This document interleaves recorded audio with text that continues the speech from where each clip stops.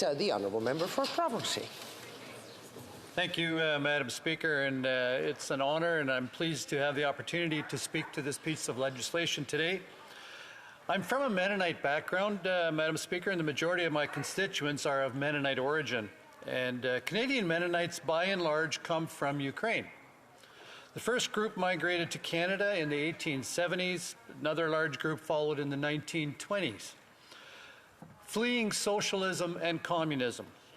After the war, many fled, escaping from the socialist dictatorships in Eastern Europe and fleeing to Canada via Paraguay and other South American countries. The stories these folks tell are truly mind-blowing. How these families walked out of Ukraine on foot with just the clothes on their backs, at times having to resort to eating grass. Traveling by night, trying to avoid the communities, or the communists, so that they could come to Canada, a land of freedom and opportunity.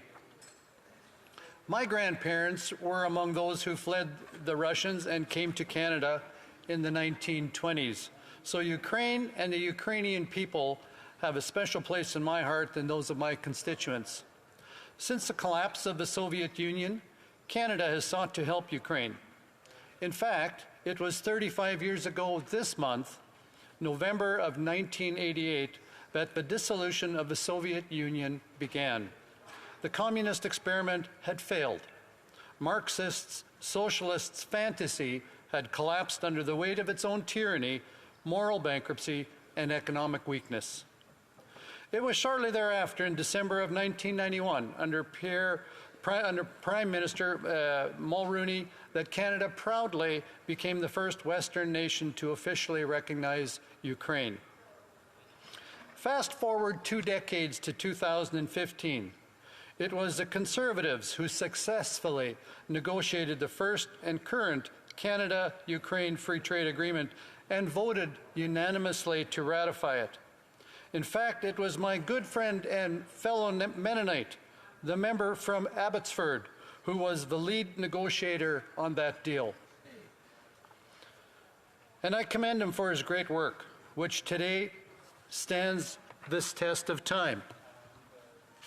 So, Conservatives are strong supporters of free trade, Madam Speaker, and we're supporters of Ukraine. I say all this to dispel the ridiculous notion that this government tries to propagate that somehow Conservatives don't support Ukraine. We do. To equate or try to correlate a lack of support for this government's failed policies as a lack of support for Ukraine is simply dishonest and in very poor taste. Again, for anyone not paying attention thus far, let me say it one more time. Conservatives are strong supporters of free trade, and we are strong supporters of Ukraine. No one is debating whether or not we should have free trade with Ukraine. That's not the question. The question is, what are the changes being proposed? And as with any trade agreement, will those changes be of long-term benefit to Canada? But there's a second question, and I do think it's a fair question, and that's whether now is really the right time to be doing this. I guess if you were to sum up my feelings on that particular bill, my response would be no, now is not the right time. Ukraine is in the middle of a war for their very survival. I'm not a Ukrainian government official, but if the situation were reversed and Canada were in a war for our survival and suddenly Ukraine came knocking from halfway around the world and said, hey, I realize you're kind of busy surviving, but we thought now would be a great time to revisit our trade relationship. My response would be, seriously? You're bringing this up now? Free trade is great.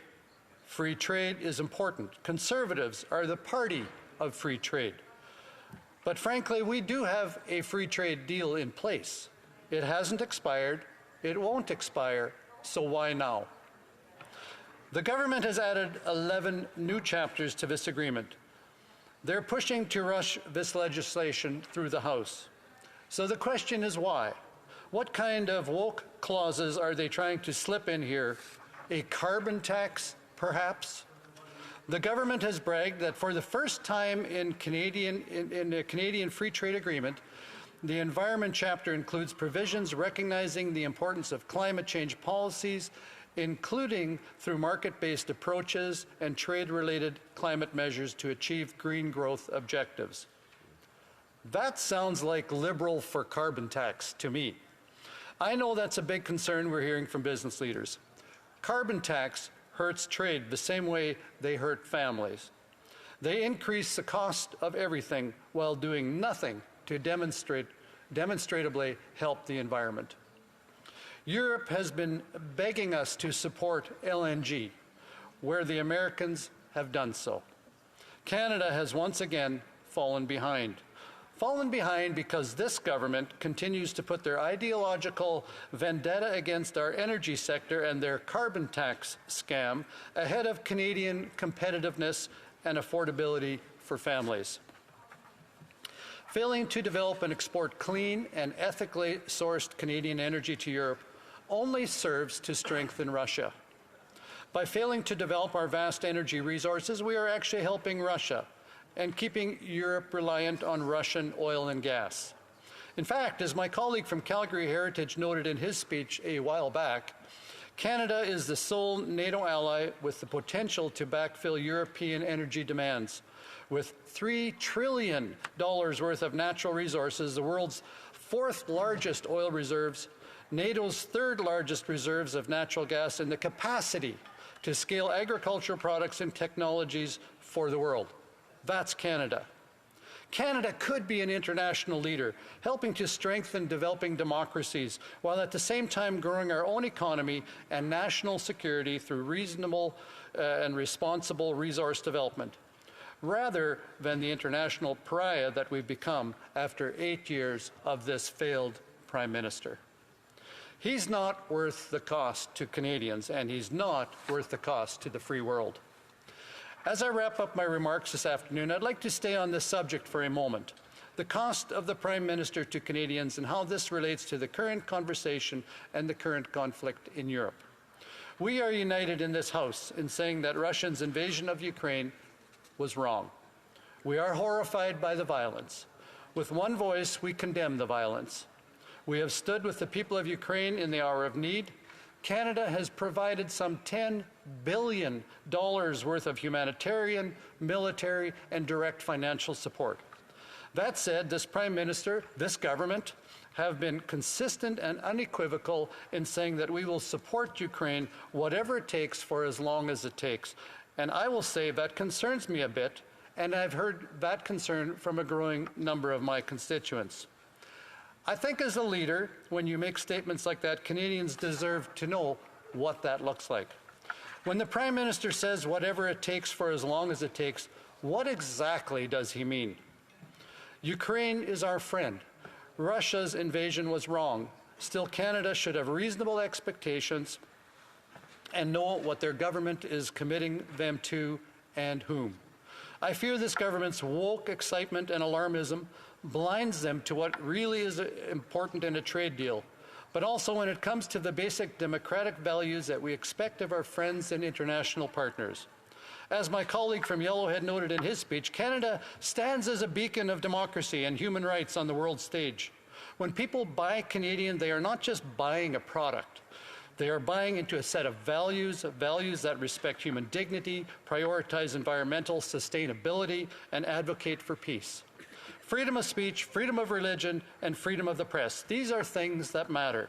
And they are under assault in Canada under this Prime Minister, and they are assault in Ukraine.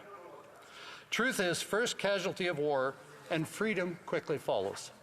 Friends should always have each other's back, but sometimes we also need to sit down and have tough conversations. I recognize that's part of a larger conversation than one we're going to have here today.